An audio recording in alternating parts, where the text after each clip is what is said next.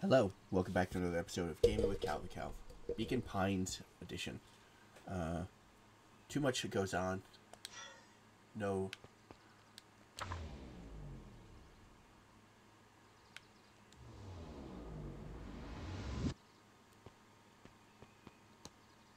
No follow-up.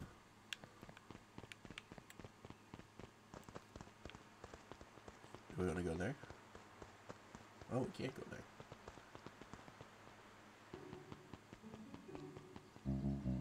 For the last time, there's nothing to worry about. Of course we're not worried. The clipboard finished writing with a scratchy flourish and looked up. Just dotting our I's and crossing our T's. Well, maybe try minding your P's and Q's. Mr. Nuncreed, arms crossed over his paunch, gave an exhausted sigh. If there's anything you need knowing, you'll know it. Absolutely. If you just sign here acknowledging everything is accurate, we'll be out of your hair in a flash. Oh, for the love of... He snatched the pad and scribbled his name so hard the pen nearly snapped. There. And would you like my eternal soul as well? The clipboards looked at each other for a moment, almost pondering the possibility. Then broke into laughter as they walked away.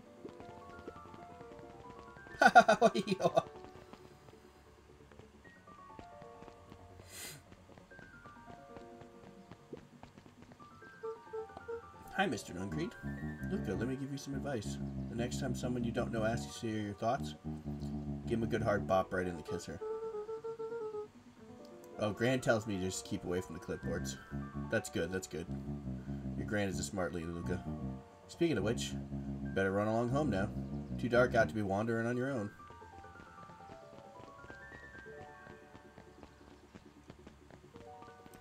Looking for the sky to save me. Looking for a sign now.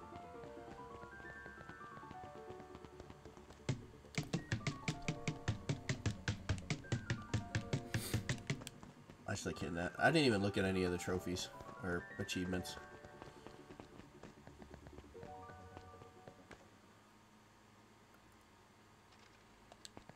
Love it. I'm just making sure. Answers you seek will be revealed to you in due time. The question is the figure intoned. Are you prepared to live with the truth? Another day, another dollar. See you tomorrow, Z. Have you noticed how all the Perennial Harvest folks order the same drink? Decaf cappuccino with extra foam? Why? I don't know. Just thought it's a little odd. Pretty weird for sure. Well, the customer's always right. See you bright and early tomorrow. I can't wait.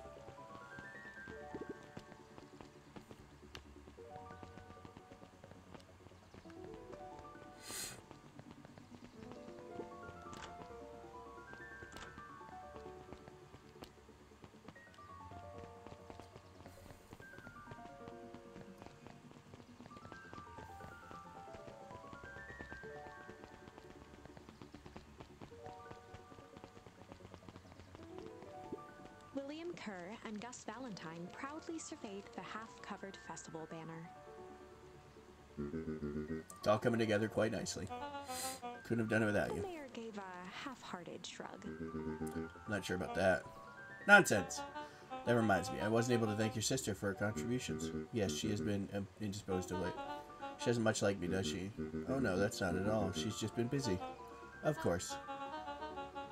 Regardless, I would be forever grateful if you could pass my thanks on to her. The Ace Museum adds a real air of import to the whole fair.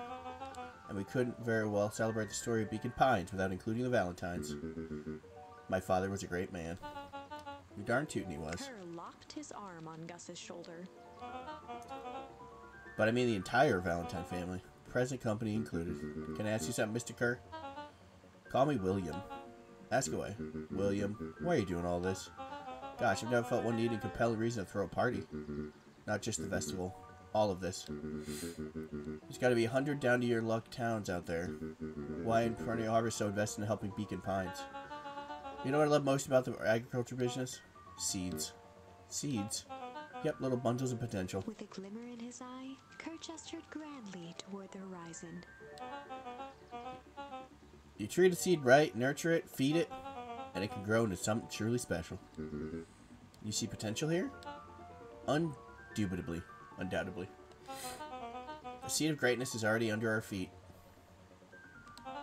And all it needs is a little nudge. And the right leadership, of course. Oh. Good night, Mayor Valentine.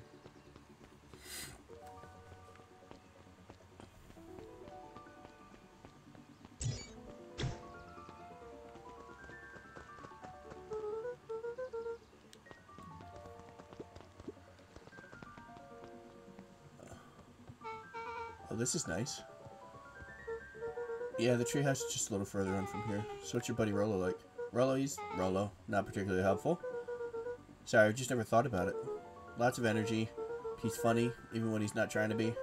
Things have been tough for his family since the fallow harvest. It's about damn time you tell me about this fallow harvest thing he is. It's kind of a long story. Hit me with the highlights. Okay. There used to be a fertilizer company here called Valentine's. They were kind of a big deal. Oh, big deal, fertilizer. It was a big deal to us. Their stuff really worked. Farmers loved it. So Valentine grew and grew. Beacon Pines pretty much grew around it. Most everyone in town either worked for Sharper Valentine or used his fertilizer. Things were good. I'm sensing a big but. So around 6 years ago, Sharper Valentine suddenly died. And something changed. Changed how? Could have been a bad batch. Maybe it was the water or air or soil. Nobody knows. But all the crops died. And everyone blamed the Valentines. The foul harvest. Yeah. Valentine's fertilizer went out of business. Half the town lost their jobs. Sheesh. Next year the crops came back, but something was different. You're planting a crop, do everything right, and it's sort of a crapshoot what happens. And no one knows why? Nope. I take it Roller's farm got the short end of the stick? Yep, for some reason their farm was hit harder than others. That sucks. Things have gotten better since Perennial Harvest came to town. The Beacon Pines Reborn initiative. Yep, first thing they did was give the town a deep scrub. They even put us up in hotels, one town over a week, while they decontaminated the groundwater. We better get going. I don't think I've gotten anything new. Nope. Luca gently baited a feather onto the hook. Good for skimming the surface.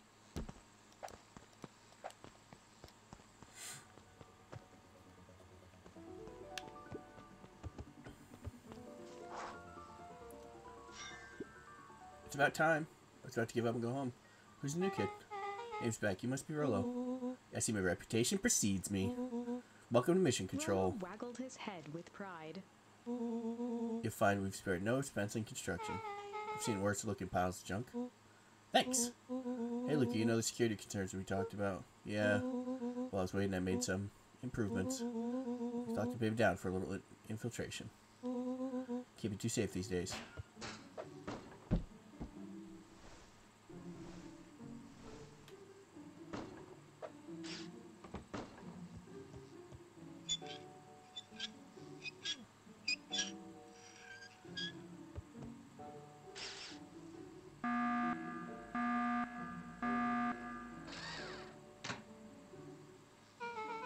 He goes all out, doesn't he?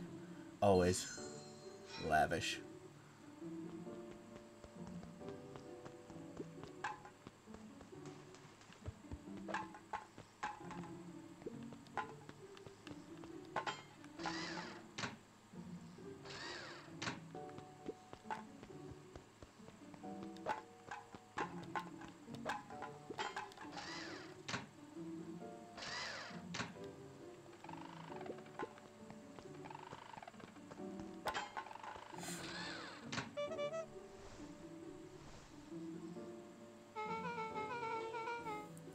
Where did you guys get all this junk in the first place? There's a guy in town called Jeff who trades us junk for snacks. Junk food for junk. Nice.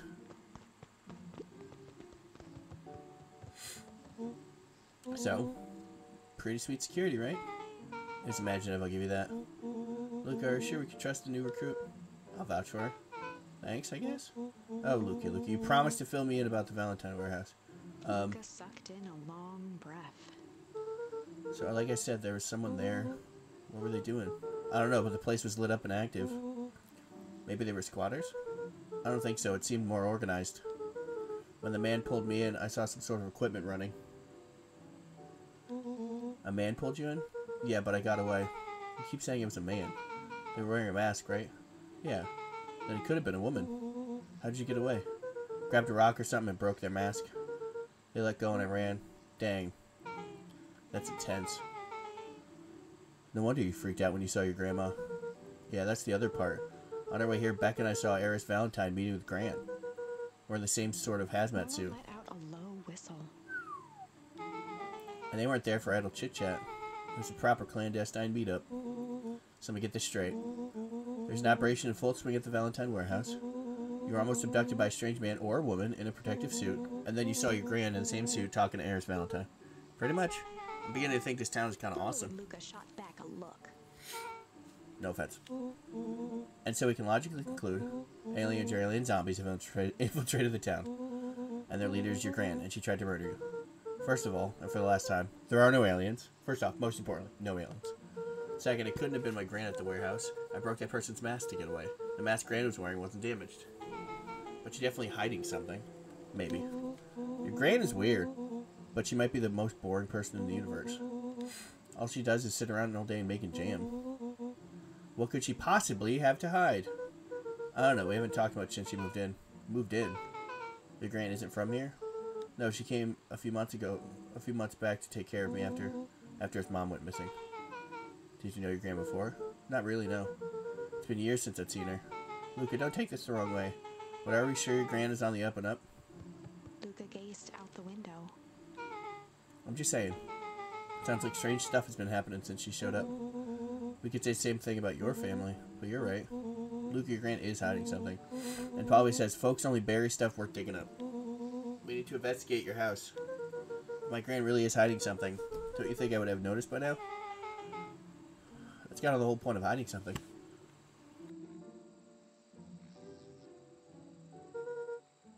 I guess you're right. Your Gran's been leaving the house for hours at a time this week. I'll call you two tomorrow when the coast is clear. And we can start getting to the bottom of this. I'm always game for a good snoop. You can count me in. Chapter 5. 6. Oh. Secret lair. Summer forged ahead, but the nights only seemed to grow colder. Luca walked home slowly under the pale starlight, cautious to avoid any more surprises lurking in the shadows. Reaching home, he slipped quietly into bed, half dreading what they might discover the next day.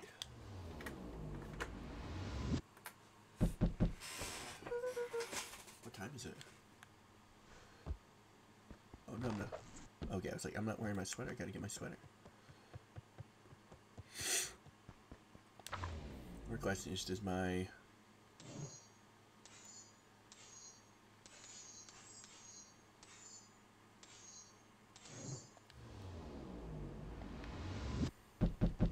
Yeah. I'm coming. Calm down.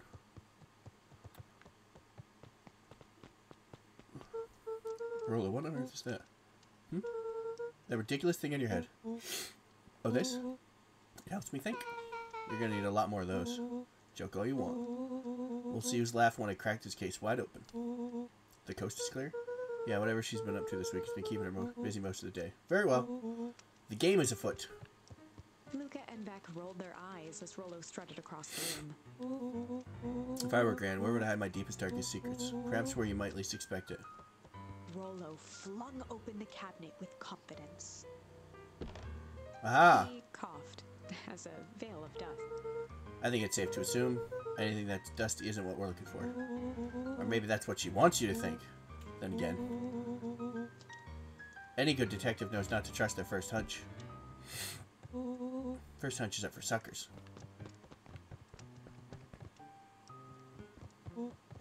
Eureka! She lit a fire in order to burn the evidence. She keeps that fire going every day, Rollo. Drat, I may already be too late. Just think of the mounds of documents lost to ash. Okay. I'm gonna stop you right there. Can we just think for a moment? Luca, is there anywhere Gran doesn't want you to go? Yeah, the closet upstairs. So maybe it stands to reason that we should check there first? No dice, it's locked. Well, well, well. Look who stands to reason now. I have no idea where the key is. If it really is important, then she probably keeps it with her. Anywhere else? She has her berry bushes. Who has ever thought, I'm going to take this important thing and huck it in a bush? True. Anything else? Maybe something out of the ordinary? Well, She's always worried I'll break her fancy dishware in the kitchen.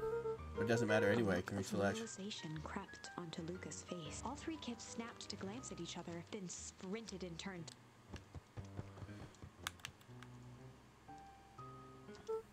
Alright, Rollo. This is your time to shine. Yes.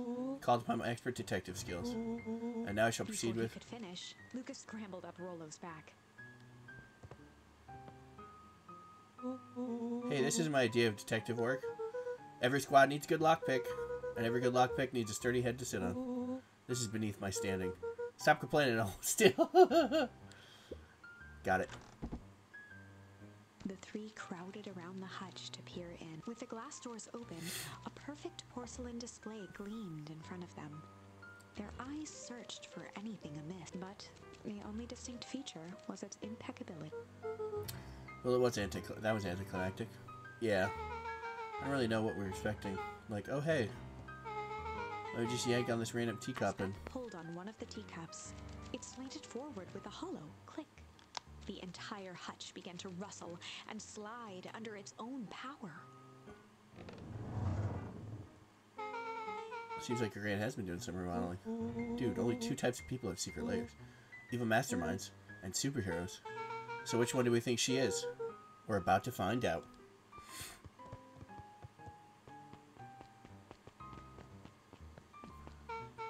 Okay, so more of an unhinged conspiracist vibe. Oh wow. Yeah, this cannot be good. We did look around before jumping to conclusions. What do we have here? Barrels marked caution, explosive. And jam jars? That's enough jam to feed the whole town. What kind of incendiary jam is your grand making?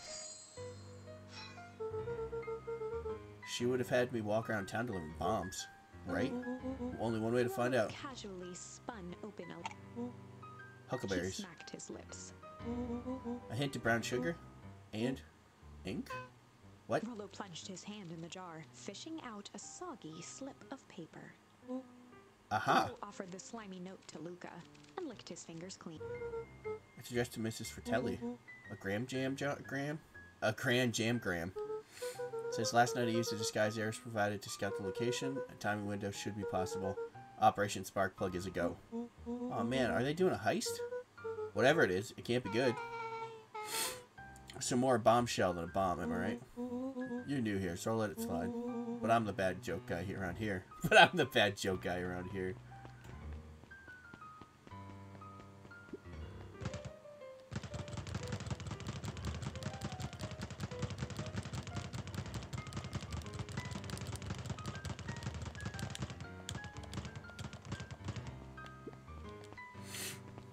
A spider web of string connected photos of people from the town, interspersed with hastily scrawled notes. Well, she sure has kept herself busy. Is your grand a serial killer? Because I'm starting to get a vibe. Don't be ridiculous. Sure, she's just tracking the movements of everyone in town, out of the kindness of her heart. She put little symbols on some of them. Yeah, Mr. Nuncreate has a check mark. The clipboards are all inside a big circle. My mom's are both on here.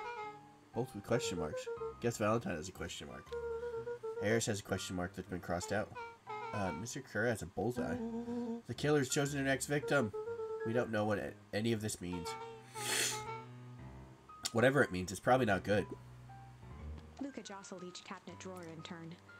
He fingered through the filing cabinet, pausing at a bulging folder labeled Walter. For a long moment, he just stared at it. What do we got here? It's my dad. Looks like some of his old medical files. Your dad was a doctor? Luca nodded and caressed the label with his thumb. Well, are you gonna read it?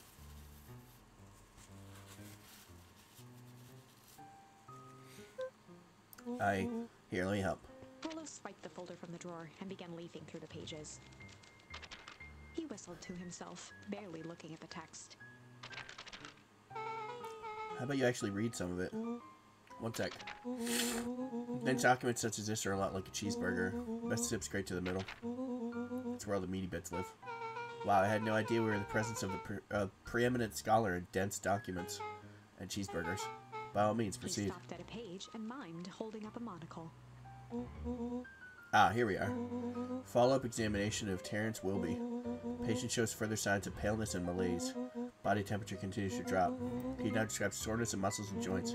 This is similar to the symptoms exhibited by Mrs. Wilby just a few days past. Still waiting lab results from Joseph. Rolo looked up with heightened surprise. See? Creepy. Yeah, that's kind of disturbing. Who's Joseph? That's Mr. Nuncreed's name. Wait, Rolo's finger traced across the page. there's more scribbled in the margins. Could it be contagious? Mr. Wilby claims the tap water at his home has been contaminated. Perhaps environmental? Lab results only raise more questions. It's like he came back to this report later and made those notes. So it might be related to something Rolo else. scanned through several more pages. Here, the writing looks shaky. I just couldn't help her. This disease, or whatever it is, progressed so fast. And with his wife passing, Terrence's condition follows close behind. Exacerbated by the loss. Enough is enough. I need to take matters into my own hands. Luca, staring blankly at the cabinet this whole time, spoke. What does it say next? Rolo rustled the folder, trying to loose more pages. That's where it ends. What? There has to be Luca more. frantically shoved the remaining cabinet folders, trying to find another labeled Walter. Luke, I think that's the only one. It's alphabetical, see? What did he mean, enough is enough? How did he take matters into his own hands? This is Luca bullshit. slammed the drawer shut. They crowded around a worn-down old map of Beacon Pines. Cool, this looks like a treasure map. Not every old map is a treasure map, bro. Yeah, but every treasure map is an old map. Can't fault that logic. Look, there's even a pathway drawn on it. Starts at the entrance to town, and if we follow it, Carefully traced the path with his finger. it leads right He to jabbed down at the end point. Town Square. That's the fountain in the middle of town. What a weird place to hide treasure. Bro, that doesn't look like a treasure to me. The end of the path on that map has the same symbol as these explosives over here. So it's not hiding treasure? A real bummer. What's the thing you were excited about for the past month? The festival. Gulp. Did you just say gulp? It feels like a gulp kind of situation. Everyone will be gathered near the center of town. She's gonna blow up the festival. Not if we stop her. What was that? Luca looked up. What was that? What was what? No, I heard it too. That was the front door. Which means someone just shut the door. Which means someone's upstairs. Shh, quiet. Hit the lights. Beck flicked off the light, and they became statues in the dark. Overhead, creaking floorboards bent under slow, deliberate steps. The kids looked up, the tilt of their necks following each footfall.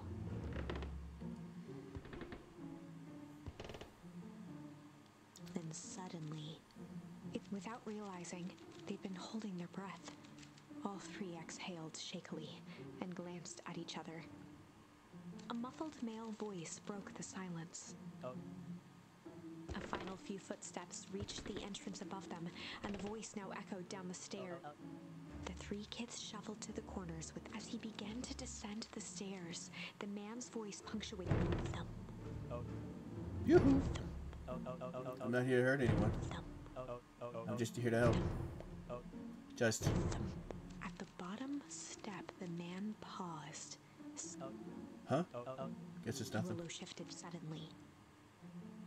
Luca gave him an intense, chastising look and whispered through clenched.